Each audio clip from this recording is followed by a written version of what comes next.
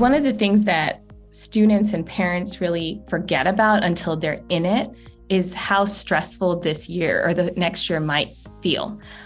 Your student is going to still be taking hopefully rigorous academic courses, but on top of that, they're also going to be having a lot more responsibility as one of the older students in the high school, right? So they're going to have more leadership roles, the classes, the coursework, they're going to have to make sure that they're not just, even if they don't have the title of leadership, they still will be in a leadership mentorship role because they are the most senior member of their school.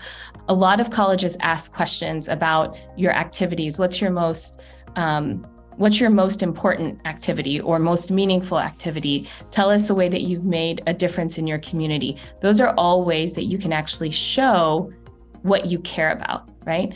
Admissions officers want to see what you choose to do with your free time, right? If you only choose to take academic courses, but you never chose to invest in your community, that tells a story, right? So they want to know, like I said before, what kind of student are you going to be on campus? One of the things that I think students forget, and even parents forget, is when you go to college, you are a member of that college family, right? You're leaving your house and your community, and you're going to join this other campus that's going to become your community, your city, your town, plus it's going to be your family. So they want to make sure that you're going to be a good citizen on campus, right? You're going to be a good community member. You're going to be someone who cares about picking up the trash. You're going to be someone who's going to be a good roommate. You're going to be someone that is going to, beyond college, give that college a good reputation, right? So they want to make sure that whatever activity you did, you're not just doing it to get into college, but you're going to continue to do it when you are in that college, right? And that's why that question that I ask my students all the time, what is most meaningful to you? Right? So when a student asks me, like, should I do band or should I do soccer or should I do computer science? And I ask them, well, which extracurricular activity is most meaningful to you and why? Because colleges will know if you just did it to check a box or if it was actually meaningful and there was an actual change either in who you are or even how you led in those specific situations. And so I think that sometimes kids get caught up in, oh, but I didn't get that leadership title. Even if you didn't get that leadership title, you know, one of the essays I think for the UCs is tell us the time of leadership. Leadership does not have to be the title, right? And it can be within your family, within your community, within a class project, anything, right? So what are some of those leadership qualities? It's not always the talking and the leading and telling people what to do, but it might be the compassion and the care and being a good friend, right? Like those are all qualities that encompass a leader. And that's something that you get to talk about in your activities.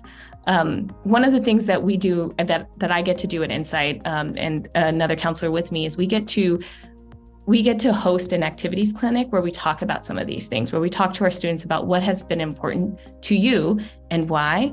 And so we really try to help our students figure out like which activities are the most important, and then how can you describe it in such a way that it's going to show colleges that meaning, and then show colleges that you are going to be a good student and a good community member so that they want you at their campus. I think that we know that college essays are important, right? Because that's a huge piece of the application process. But your activities are also important because you're able to show colleges what matter to you beyond the classroom, right? Or what matter to you within your academics. And so how you list your activities, what are your top 10? You don't want to have every single spot filled with swimming, right? If you were a swim club, swim whatever, and then leave out some of the other stuff that you did, whether it's volunteer or family responsibilities, right? There's ways that your activities list can actually help a college understand your context. The things that all schools ask for is whether or not they have essays or not, because some applications don't have essays, like the Cal State system. But it's your grades and then it's your activities. Colleges don't always check, no, but have they? Yes. If you lie, you are risking not getting accepted, right? That is a reason to rescind your acceptance. So you could say, yes, I'm going to this school, or they can say yes to you, but for some reason, if they over-enroll, they don't have space for you, they're going to figure it out, right? Like they're going to go through and they're going to do their due diligence to see which students they can keep and which students they can't. And so you always want to make sure you err on the side of you should always be honest. And so don't lie, because there's always a chance that they would check, right? But at the same time, be realistic, right? Don't say that you're a famous TikTok person that has millions of followers when they can just literally look up TikTok and see how many followers you have, right? So you have to be clear, specific, and yes, they can check, and they have started checking a little bit more than they have in the past. Yeah, so the students that I know that have really felt like this process, it was still difficult, right? But they thrived. They didn't just survive. So they survived and thrived, I'll say, is that they're able to balance and juggle these responsibilities, right? So they pay attention and they start setting up a game plan. And usually this game plan actually starts before summer, right? So they start setting their goals, their timelines. One of the things that I do as their counselor is kind of nudge them into some of these tasks and develop this game plan so that they know, like, hey, let's think about what you're doing for the summer. Are you doing a summer program? Are you getting a job? Are you volunteering? Now let's talk about how you're going to fit in the college admissions work that you're going to have to do as well. So they use their time wisely in the summer, right? They do that summer program, but in the middle of that, they're still sending me drafts of essays. They still have finalized their college list.